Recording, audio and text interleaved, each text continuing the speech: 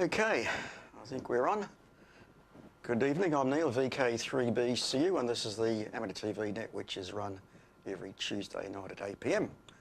We've got a few people that have checked in this evening that I know that are watching. I know there are others that haven't checked in, but we've got Bob 3BVR, Rob VK3IE, Mark VK3PI, Fred VK3ZAQ, Steve VK3TTF, and John VK3ATV. Thanks guys for checking in, and I know there are a lot more. And you, and him. Might be Jeff, I think, I'm not sure. Oh, okay, good stuff. I was at the Ballarat Hamfest on the weekend. It was really great to catch up with so many ATVers. It's not often that we catch up in person, so that was really, really great day. So it was great to catch up. I probably didn't catch up with everyone, but at least there was a few that we saw. Okay, this evening we're going to have Joe, VK3TET. He's going to be up first, and then he's going to be putting it across to Peter, VK3BFG, and then Peter will put it straight back to me. Now you can watch the net through VK3RTV, which is the way we'd love you to watch it, using a set-top box and a vertically polarised 400 meg antenna. Very easy, so give it a go if you can. If you can't, you can watch it on Ian's YouTube feed. So just look up VK3QL on YouTube, Richard VK3VRS on his Discord, and Rob VK3IE is also streaming. Rob VK3IE is also streaming on the BATC feed. So if you're ready to go, Joe, I'm on T, so it should be a fairly quick cut over. And then if you get ready on 1, Peter, on RTV1, once Joe has finished. So take it away, Joe.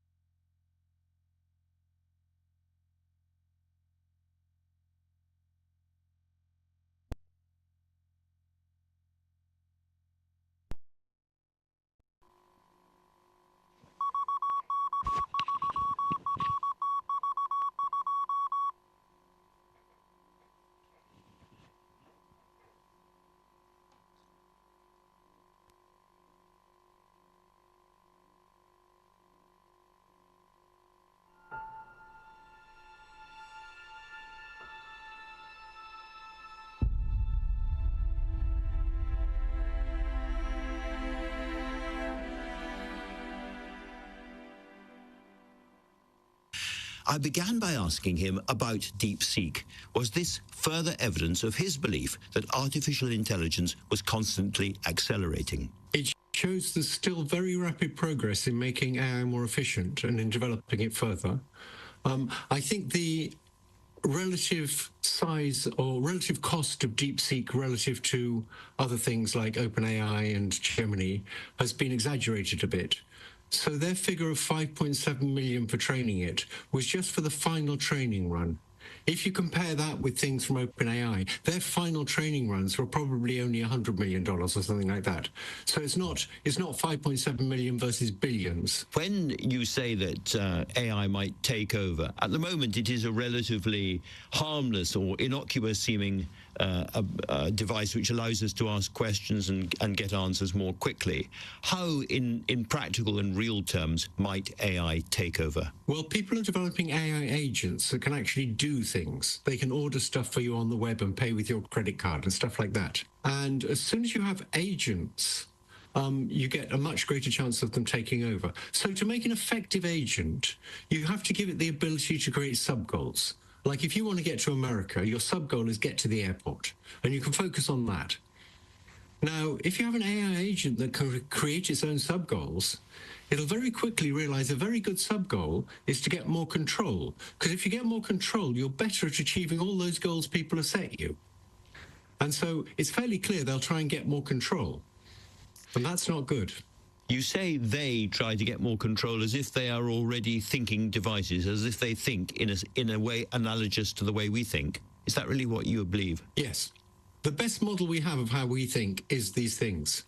There was an old model for a long time in AI where the idea was that thought was applying rules to symbolic expressions in your head. And most people in AI thought it has to be like that. That's the only way it could work. There were a few crazy people who said, no, it's a big neural network and it works by all these neurons interacting. It turns out that's been much better at doing reasoning than anything these symbolic AI people could produce. And now it's doing reasoning using neural networks. Okay, and of course you were one of the crazy people proved right.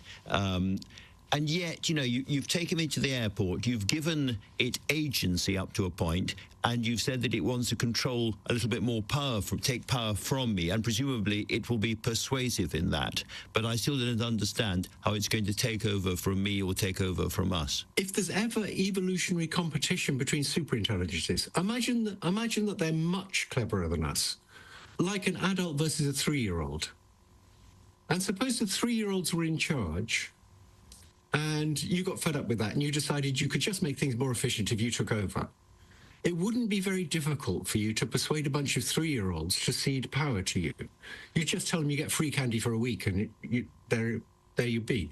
So they would, as AI, I'm talking about they as if they're in some kind of alien intelligence, but AI would persuade us to give it more and more power, over our bank accounts, over our military systems, over our economies. Is that what you fear? That could well happen, yes. And they are alien intelligences. Okay, that's... Gosh, so you've got these alien intelligences working their way into our economy and the way we think, and as I say, our military systems.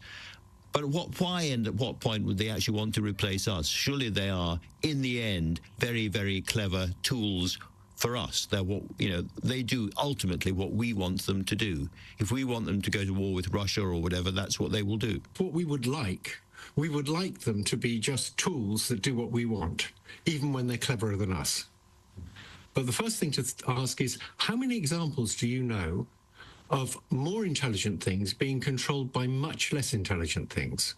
There are examples, of course, in human societies of stupid people controlling intelligent people, but that's just a small difference in intelligence. With big differences in intelligence, there aren't any examples. The only one I can think of is a mother and baby, and evolution put a lot of work into allowing the baby to control them. So as soon as you get evolution happening between superintelligences, suppose there's several different superintelligences, and they all realize that the more data centers they control, the smarter they'll get, because the more data they can process. Suppose one of them just has a slight desire to have more copies of itself. You can see what's going to happen next. They're going to end up competing, and we're going to end up with superintelligences with all the nasty properties that people have that depended on us having evolved from small bands of warring chimpanzees, or our common ancestors with chimpanzees. And that leads to intense loyalty within the group, desires for strong leaders, willingness to do in people outside the group. And if you get evolution... Talking about them, Professor Hinton, as if they have full consciousness. Now, all the way through the development of computers and AI, people have talked about consciousness. Do you think that consciousness has perhaps already arrived inside AI? Between superintelligences, you'll get all those things. Yes, I do. So let me give you a little test. Suppose I take one neuron in your brain, one brain cell, and I replace it by a little piece of nanotechnology that behaves exactly the same way. So it's getting pings coming in from other neurons, and it's responding to those by sending out pings, and it responds in exactly the same way as the brain cell responded. I just replaced one brain cell. Are you still conscious?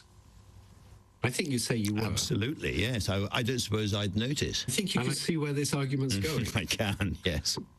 I absolutely can. So when you talk, they want to do this or they want to do that, there is a real they there, as it were. There might well be, yes. So there's all sorts of things we have only the dimmest understanding of at present about the nature of people and what it means to be a being and what it means to have a self. We don't understand those things very well, and they're becoming crucial to understand because we're now creating beings. So this is a kind of philosophical, perhaps even spiritual crisis as well as a practical one. Absolutely, yes. And in terms of, as it were, the lower order problems, what's your current feeling about the number of people around the world who are going to suddenly lose their jobs because of AI? Lose the reason for their existence as they see it? So in the past, new technologies haven't caused massive job losses. So when ATMs came in, bank tellers didn't all lose their jobs. They just started doing more complicated things, and they had many smaller branches of banks and so on. But for this technology, this is more like the Industrial Revolution. In the Industrial Revolution, machines made human strength more or less irrelevant. You didn't have people digging ditches anymore because machines are just better at it. I think these are going to make sort of mundane intelligence more or less irrelevant. People doing clerical jobs are going to just be replaced by machines that do it cheaper and better. So I am worried that there's going to be massive job losses. And that would be good if the increase in productivity made us all better off. Big increases in productivity ought to be good for people. But in our society, they make the rich richer and the poor poorer. You see, I mean, I live and work in the world of politics, and politicians both want the great increases in productivity you've just mentioned for the state and elsewhere, and they reassure people like me and anybody else listening that these things will be, quotes, regulated, and there will be, quotes, safeguards. And you're suggesting to me there can't be regulation, really, and there can't be safeguards at all. People don't yet know how to do effective regulation and effective safeguards. There's lots of research now showing these things can get around safeguards. There's recent research showing that if you give them a goal and you say you really need to achieve this goal, they will pretend to do things during training. So during training, they'll pretend not to be as smart as they are so that you will allow them to be that smart. So it's scary already. We don't know how to regulate them. Obviously, we need to. I think the best we can do at present is say we ought to put a lot of resources into investigating how we can keep them safe. So what I advocate is that the government forces the big companies to put lots more resources into safety research. So this story isn't over. You said earlier on that you didn't want to put a percentage on the likelihood of AI taking over from humanity on the planet, but it was more than 1%, less than 99%. In that spirit, can I ask you whether you yourself are optimistic or pessimistic about what AI is going to do for us now? I think in the short term, it's going to do wonderful things. And that's the reason people are not going to stop developing it. If it wasn't for the wonderful things, it would make sense to just stop now. But it's going to be wonderful in healthcare. You're going to be able to have a family doctor who's seen 100 million patients, knows your DNA, knows the DNA of your relatives, knows all the tests done on you and your relatives, and can do much, much better medical diagnosis and suggestions for what you should do. That's going to be wonderful. Similarly, in education, we know that people learn much faster with a really good private tutor. And we'll be able to get really good private tutors that understand exactly what it is we misunderstand and can give us exactly the example needed to show us what we're misunderstanding. So in those areas, it's going to be wonderful. So it's going to be developed.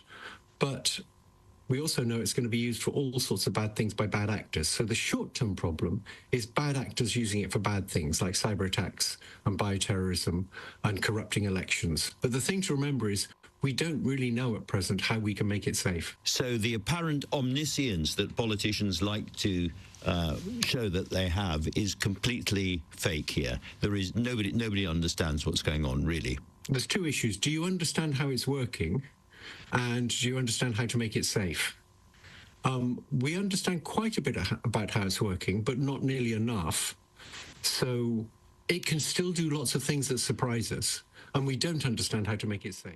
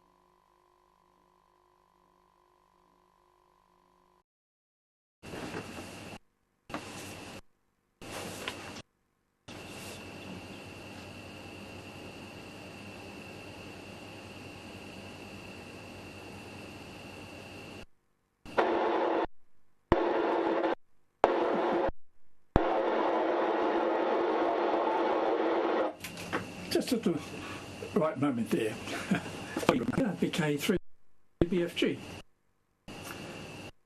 And as usual, Joe TET's presentations are always, I certainly have some mixed feelings about AI. Some good ones and some bad ones, and I think that's what that gentleman was doing as well. Well, the cool changes here, which is great. So we'll be able to run RTV for quite a few days now. There's going to be a sequence. Hopefully by next year we'll have a new aircon in there. We could really run the one that's up there. Peter Mill doesn't want to run it. He says it's too old. 99.99% of it's outside. If it failed, I don't think it'd be. We've just got to keep the peace on that one. Well, we've got a Halibox 8 running on 1255 now, and through Wile H and myself tested it on DVB-S, which was important. There's DVB-S2, DVB-T, and using both SR systems and ports down, and it'll come up pretty well. The audio level has to be, I had to cut it down, sort of, it's about half VU now on the 8M there, but the system, so I'm not quite sure what's happening there from my point of view. But Dennis came up straight away pretty well with some very nice audio. It's an S2, so that's very good that we've got an alternative to the combos now, and I think as I mentioned, the sort of a much more substantive piece of equipment, and they're probably electronically much the same, but it's just much better. So that's really good. On Friday, we'll have BK3ER back up, hopefully, from probably about 8 o'clock onwards, or maybe 7:30. Mark VK30HM is going to laser cutter and print work. And I've seen some of that. He's done some really, really neat boxes and stuff. He's also got the little case for the line mini that the hillbillies are using, and that was very good as well. So Mark's got some talent. So yep, that's Friday night on RTV2, and then of course a little bit later on RTV1. I think the transmissions on RTV and quite a few other frequencies as well. So Friday night's going to be quite good. Tomorrow, no, it's Thursday. I'm going out to fly VH Oscar Kilo Yankee, which is our Cherokee Archer, and it's got a whole load of new avionics in it. I've had one short flight in it, but I'm going out with the aviation group, and we'll do a bit more thorough investigation. It's one of those things where you're probably never going to get to the bottom. Just a marvellous thing. And one of the best things in it, there's the magic button. the aircraft can be at any attitude. You'll rectify itself and go back to straight level. So that's really great. And I think I mentioned another of the features of the system. It'll tell you where the nearest airport is, and it'll take you there automatically. So that's another good one. But there are other things there as well. Certainly there's some other features there. Unfortunately, we couldn't afford the large screens that were available. We're about nearly we spent $130,000. So we've got some small screens, but it's got all the information on it, and they're actually touch screens as well. It's the one edge and just use your thumb, and it works very well. You set the frequencies and change the facilities if it gets a bit too rough. So that's what I'll be doing Thursday afternoon. Anyway, that's about it from me tonight. It's great that we've got on all modes, and that means that they can perhaps gradually replace other systems as they will leave things running as they are for the moment. And we'll just see how it runs, but at this stage the Hello boxes are certainly looking pretty good. I realise them in RTV because they've been gutted and put in another box, and together with some other electronics, which I think I showed last week, but are not anything representative of what they come in. Anyway, that's about it for me. I don't think there's anyone else on RTV1, so I think everyone's standing by on RTV2. So this is VK3BFG on RTV1, and we'll see you all next week. So over to you there, Neil.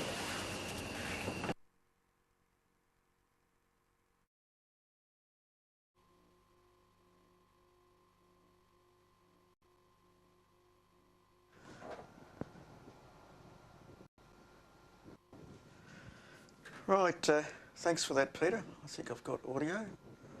I'm sure you'll tell me if I haven't. Unfortunately, I think you still had the same audio issue today, Peter. You may, Ian, you may confirm that for me when I put it across to you a little bit later. Anyway, what turned up in the mail today was this little solid-state coax relay. I'm going to show you a picture of it in a minute. So just stand by if I press the right buttons. Let me see now. I'll get it yet. Okay, now it's a solid-state RF relay which came in the mail today. It claims some very high specs. It claims to go up to 6 gig and has a loss of less than 1 dB, about 0.8 of a dB. Very fast switching and isolation of about 45 dB. I did some quick tests on it earlier today and they seem to confirm what the specs claim to be. So I'm not suggesting you all rush out and buy something like that. Oh, another thing is it's only rated to 2 watts, so it may be very useful for maybe the IC905 or maybe some low-level switching in a transmitter. So I paid about $47 for that. You'd have to shop around on AliExpress if you're interested in finding a similar price, because there's a lot of wild prices for that product. So that's just something that came in the mail. I'm sure it'll end up in one of my transmitters somewhere along the line. So let me see, let's get back to camera. Press the right buttons again. I'll get there yet. I know I'll get there. Oh, there we go. Okay, right. So Ian, you might like to comment on Peter's audio, whether you're experiencing the same things. Now, I have got some issues in the shack today. I've had a few failures, so it could possibly be my end. So if you're ready to go, Ian, VK3QL, I think also Mick VK3CH is going to be coming in after yourself. And then if you could put it back to me when you're both finished. So Ian VK3QL, take it away.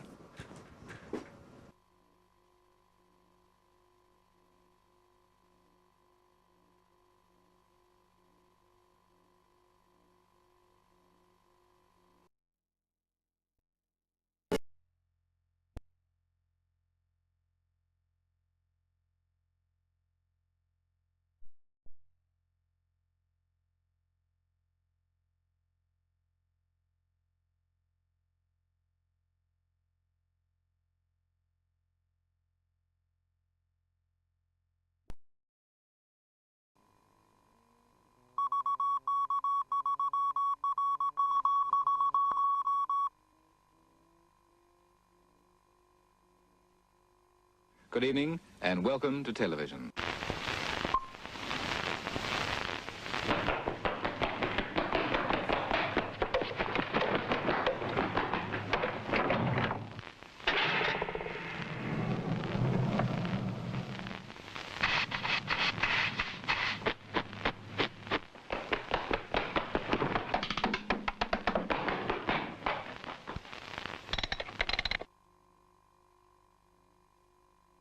Yes, 215 according to my count. Did I have 15 or 16? It should be 16. So there you are. So my name's Ian and my call sign is VK3 Quebec Lima. I'm just north of the Melbourne CBD. I haven't mentioned that. And I'm in my beautifully air-conditioned editing suite. Courtesy of an OB truck manufacturer. So very nice, I love it. All right, yes, with regard to Peter's audio, it's the comments that I'm getting was the same as last week. Now the problem is that's off YouTube and that is dependent on my receiver. But I checked a number, I've got 10 receivers here, 5 on RTV1 and 5 on RTV2, and I've checked 2 others and the same effect, so for what that's worth. But of course I'm using 3 different antenna systems, but you know, it's all from the one location.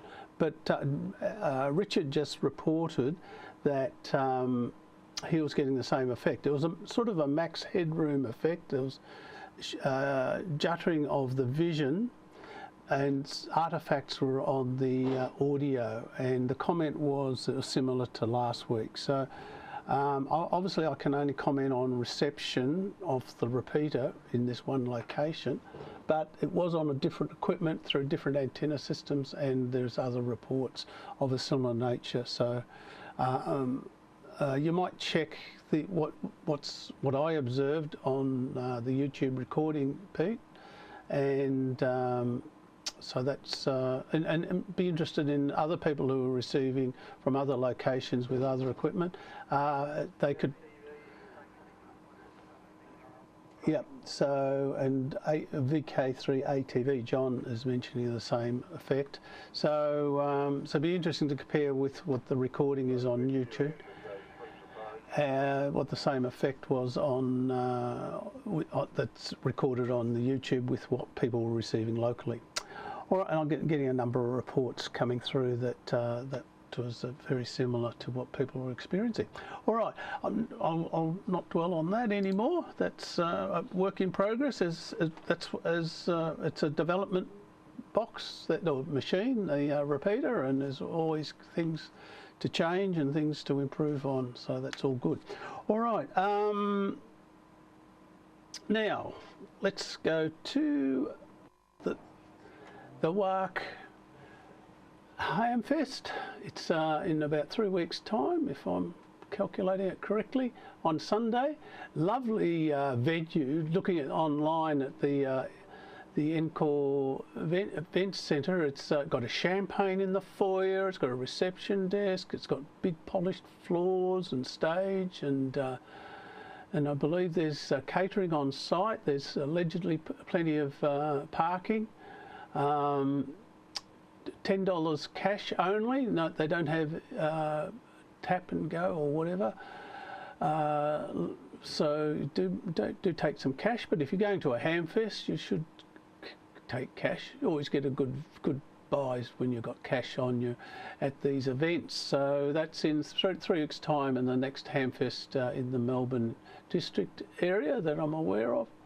And a lovely new air-conditioned venue, so, and well catered for by public transport too. So all the more room you've got to store stuff in the carriage of the train as you head back to Melbourne. All right, let's move.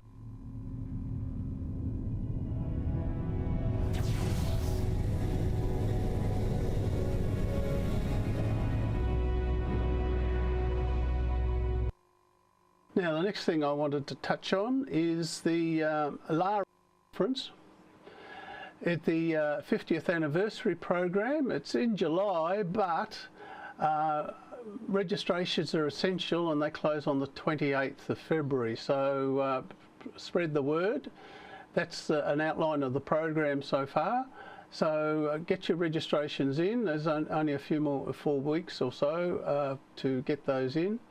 So yeah, look at the LARA website for the details on what's happening for the 50th anniversary program.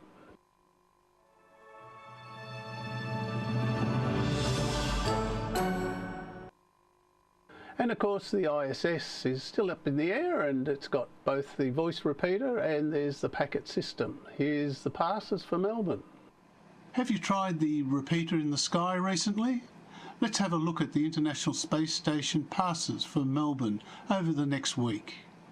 This way is Mark, cheers. Roger Mark, name this way is moved. 73s. VK5IR, VK5CP. Yeah, VK5CP, VK5IR, you're 5 line, Chris.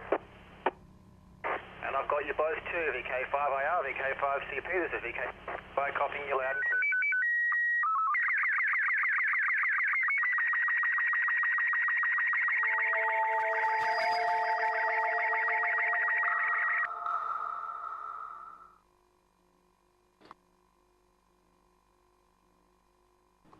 And don't forget, the Ham TV installation is slated for the next month or so, all going well, and that's a transmission of what's happening on the space station back to Earth on scheduled time. So that's exciting. To find out how to receive the Ham TV transmissions, go to that website, the QR code's there, and or the BATC Wiki Ham TV section will give you details and hints on how to receive that transmission.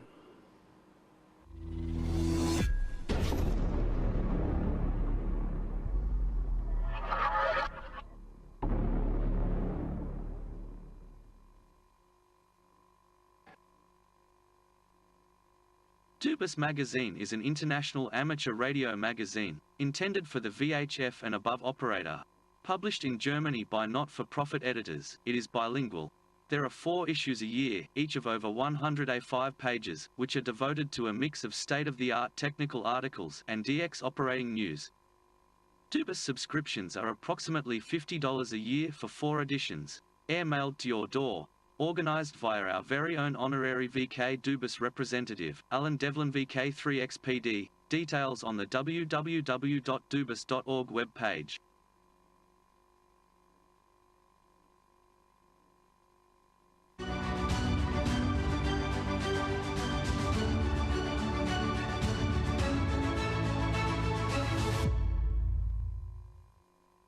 Right.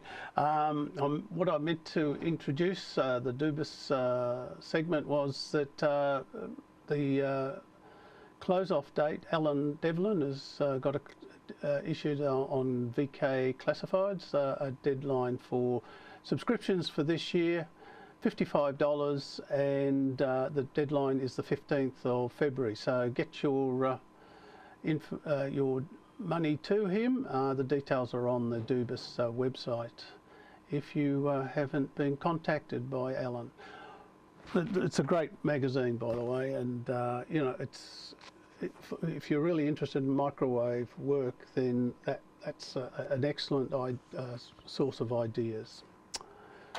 All right, we have on the line, says he, checking, yes, we have on the line Mick, VK3CH, who's got had some adventures in the last few days. I'm sure he'll touch on that and give you a report on the Ballarat Hamfest that he also attended. So I'll pass it on to you. Take it away, Mick.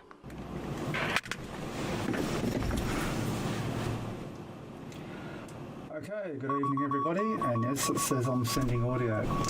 Alright, a bit to talk about. First we'll work our way through. Now my, the Stream Deck isn't working properly, so I'm using the mouse. So what I'll do is I'll click this button and it should narrate itself, and I'll get back to you. So I did some tests before I took the contraption to the Hamfest. The video will explain. 5 and 9, as all the other bands we tried from 1296 up to 10 gig. Good to see the radio working well, and as with the microphone, no major issues. VK3CH, VK3IE, Sunny St Albans.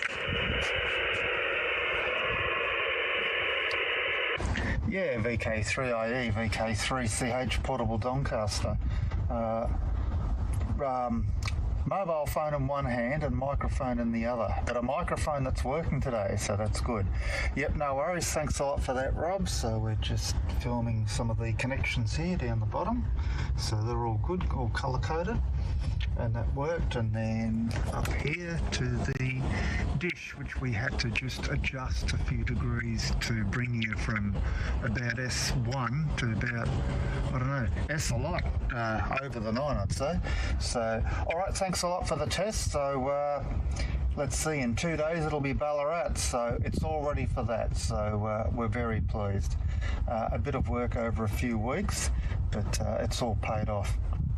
Now I just hope this car doesn't conk out, or someone doesn't rear-end me, or the missus says, oh, let's buy a new car. Then I've got to rip all this out. But it is on a block of wood, so the whole block of wood can be lifted up. But yeah, I'll leave things as they are for a while, I think. VK3IE, VK3CH portable Doncaster on 10 gig.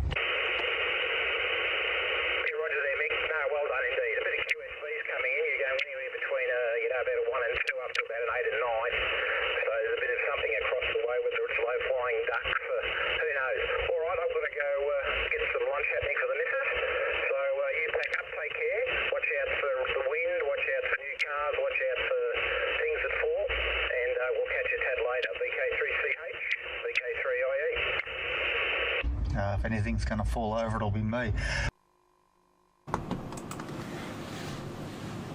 Okay, so that was the test with Rob, VK3IE, so proved everything was working.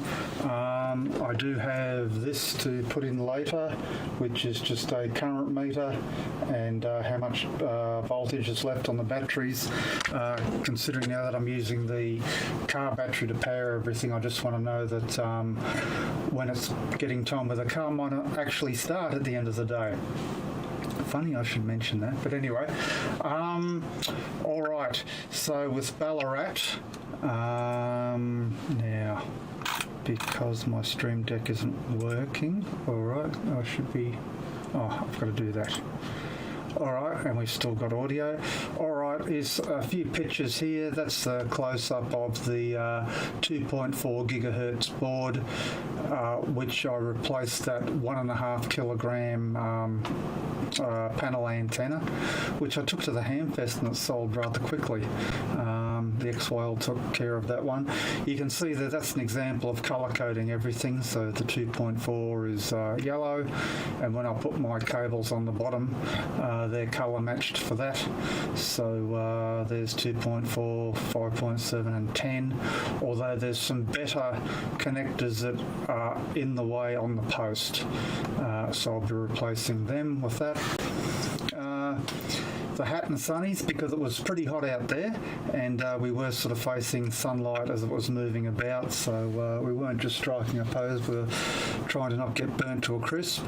And you can see the setup there, and you might notice just down the bottom there you can see a little bit of blue. If you can see the mouse, there's the red for the 23 SEMS, there's the green for 5.7, and the colours are at the other end, so yes, it does make things a lot easier. Now I think, yeah, you can see a guy with a hat there. That's them sending television just a few metres away from me. So that was receiving there. I'm not quite ready to send television yet. It's just a matter of putting the the buck converter and stuff in. I ran out of time. Okay, it was pretty windy, so people were actually using battery power tools to drill holes and put stakes down. So that's a very handy way of doing it, and getting the hammer out and bashing things down. So yeah, there's my car there, and there's the other setup with Nick and a couple of other people. And if you do notice there, see how there's that little bit of white rope tied to my tyre to help stop the gazebo not running away. So I didn't have a lot of time to walk around the Hamfest, so just a quick bit of shots for the newsletter. There's the XYL selling some more earth stake plants, and yeah, I just took a few. The CQ skull and connectors galore. I did actually want some replacement whip aerials for the car, but I couldn't find them because my whip aerials used PL259 connectors. Now, because it was so windy, for the first time, instead of screwing that up finger tight, I actually used the ring spanner and actually had to really screw that down tight, but then nothing moved. So that proves everything that I've done for strong winds, totally justified. So there's a couple of from out on ATV there. There's the Nick with the displays, and the ICOM stand. So a couple more pictures. That's at the end of the day. So all I had to do was close the flap, put that mat back down, take that off, lie it on its side, and see how there's a little bit of steel there. That just stops the back of the the RG402 from getting bent at all. So that makes it stand up straight with its weight, and that just protects the cable at the back, and there's a grid pack at the back, and then room for other stuff. Yes, there's the wheels, so we did remember to remind them to untie that before we didn't take that down the highway. Okay, now back to my tale of woe. I do have a little bit of video of the Hamfest. I'll play that after this. Okay, pack up, all good. XYL puts their stuff in the car, and I thought, okay, well, there's a nice roast joint that we know in Ballarat called Country Roast. If you're ever there, you should try it out. It's really good and cheap. So I thought we'll go there before we go home. So we're about halfway there. the car goes shutter, shutter, shutter, really bad. And I thought, this isn't good. Got to find a park. And of course, as soon as it does it, there's nowhere to park. So eventually drive about 100 metres till I find a park, pull over, pull the key out. And I think, wow, this is not good. Ring the RACV. Oh, we're really busy. We'll be there in about 2 hours. So we're sitting there in the heat. 2 hours, they finally turn up. Yeah, you'll need a tow, mate. We'll tow you to the depot. Okay, Sunday, whatever. Monday morning, ring their depot. Or actually, they rung me and said, we have your car, let's just confirm some details. Yeah. All good. We'll look at it sometime today. And I said, any idea of a time? No, we don't know. And so me and the missus were thinking, well, what? Do we go on the train? Do we stay here? Do we book a motel? What's going on? In the end, we thought, okay, we'll book a motel. Of course, because we've come up for the day, neither of us have brought our medications and stuff. So I'm still alive. So maybe I'm on placebos. Maybe I'm just high on stress. Maybe I'm just... I can't drink properly anymore. There's bourbon and Coke in this, and this has actually gone warm because I'm drinking it too slow. So, oh, how the mighty have fallen by the wayside. Didn't have that problem in my 20s. Okay, so I ring, nothing heard. At the end of the day, I ring them up. The RAV4, VK3CH, any update? Oh, it was a very busy weekend. We haven't looked at your car yet. We'll look at it tomorrow. We'll give you a call. And I'm like, ah. Okay, so I said to the missus, well, I don't know if we're going to have to stay here another day. So so stayed another night. They ring me up at 9 o'clock saying, oh, someone will be looking at your car at 10 o'clock and they'll give you an assessment and they'll get back to you. Of course, the day prior, I've been having all these nightmares thinking, what if the motor's blown up? What if it's seized? What if I've just put everything how I want it for the microwave stuff and we've got to rip it all out because we've got to scrap the thing and buy a new car? And I'm like, dah. Anyway, he goes, the techs had a look at it. 2 of his spark plugs are extremely faulty and they've destroyed the ignition coils. So we're going to have to change all that. All that was parts, 800 and something bucks. Plus we've been blowing $100 a night on staying in this motel. So about $1,000 down. Of course, you don't know whether they're honest or not. So, they've got you captive. So yeah, okay, I authorise the works, go ahead. Then I said, okay, what time will it be ready? We're from Melbourne. We both don't have our medication with us and all that, would it be possible to move this on a bit? I thought, don't yell at them. If you only swear at them, they'll make you the last job. Be polite, but tell a sub story or the truth. Anyway, it should be ready by about any time between 2:30 and 3 o'clock.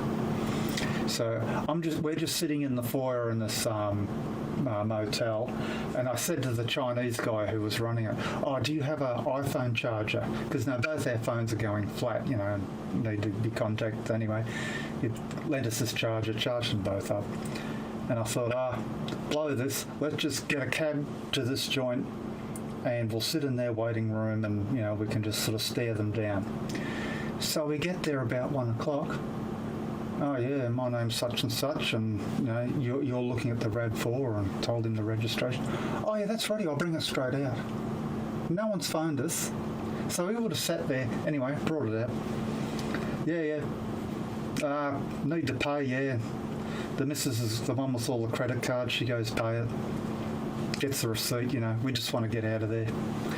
We're driving out of Ballarat. We're about, 20 k's out of Ballarat. She decides to pull out the receipt and she's on the phone to her sister. What did they do? And she's, hang on a minute. They've called you Mick Wang. And the registration's like VIN something something CH. So the name's wrong. The address is wrong. The registration's wrong. but we paid it like because we won't get any insurance because, you know, they'll say, oh, it's no wear and tear and all that stuff, because it was not the result of an accident. So anyway, so yeah, we got back into Melbourne about, I don't know, 4 o'clock. And yeah, this was only 3 hours away. So yeah, I'm tired and I'm frustrated and we're $1,000 poorer. But at least the car didn't blow up and the microwave stuff can stay as it is. Oh yeah, I was going to play a bit of video from Ballarat. Probably exceeding my 10 minutes, but anyway, this shouldn't take too long, so I'll cut the audio on. Okay, we're at the Ballarat Hamfest, all set up. It's about 11:30 now. Quite a few people here. Of course, because I'm babysitting this, I can't really leave. But no, all working well. Nick's got his stuff set up there, and I'm sure he'll be putting up lots more video on YouTube after the Hamfest. So I had a quick walk around. I was actually looking for some mobile webs, and they didn't have what I wanted. So yeah, we'll have to keep looking. So everything is working well. We're very close.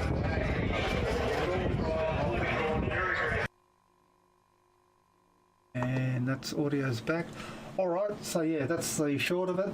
So yeah, no, I'm very happy with it. We just put up the antenna frame, we just put up the grid pack, screw the lots of coax, and yeah, we're good to go. So when you guys put up more mad days, hopefully we'll be able to take part in them. And yeah, there's less effort just to get everything ready.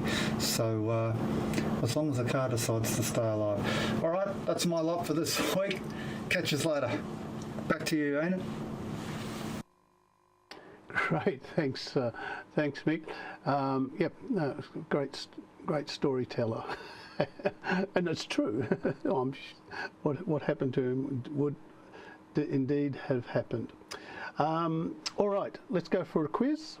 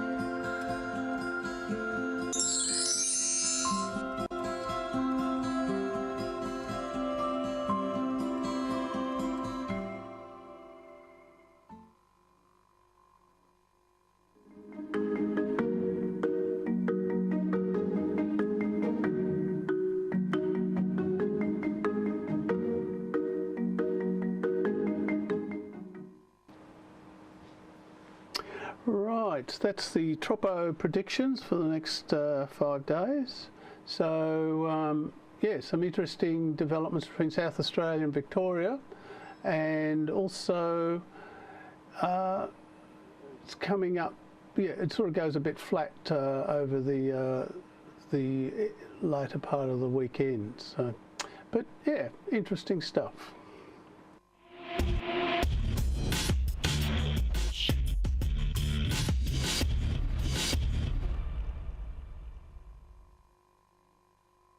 Great.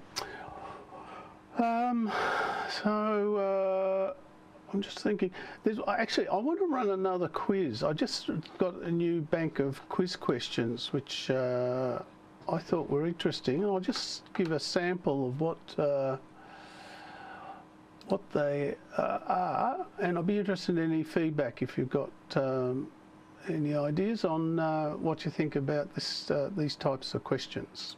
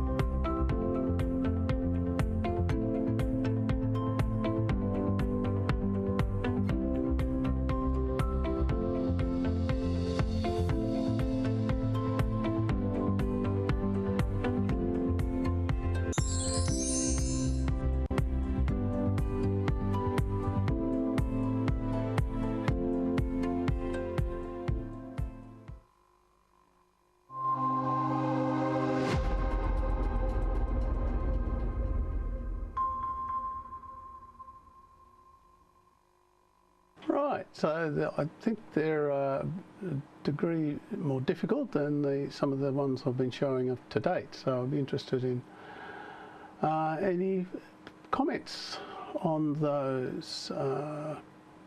So that's good. All right, I'll finish on the outro with a list of stations and hand it over to Neil. I'll drop it on the K, Neil, so if you'd like to pick it up from there. So handing back to the net control of this evening, Neil, VK3BF, no, let's go again, VK3 BCU. Here we go.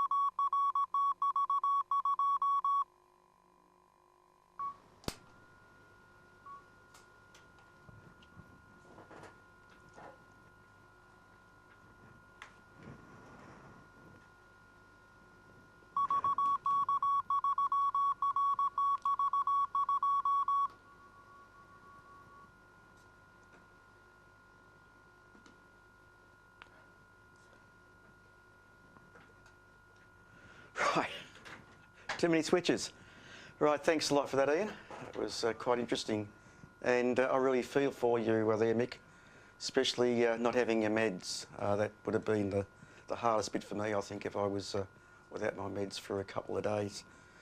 As you know, as we get older, we all need, some of us need various medication to keep us kicking, alive and kicking. Anyway, thanks everyone for watching. It's been great. We've got 25 watching on Ian's YouTube, so that's good.